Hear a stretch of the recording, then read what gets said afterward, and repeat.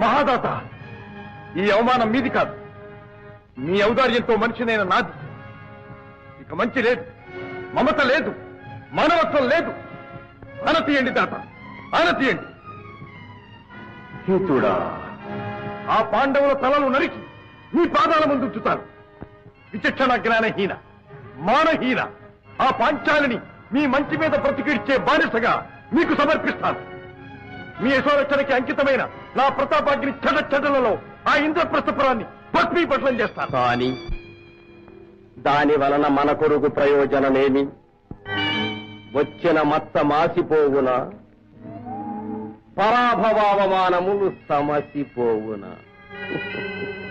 లేదు, మీ ఊహ సరికాదు. పరమ పురుషులకు ప్రాప్తించు అనాయాస మరణము అమరలోక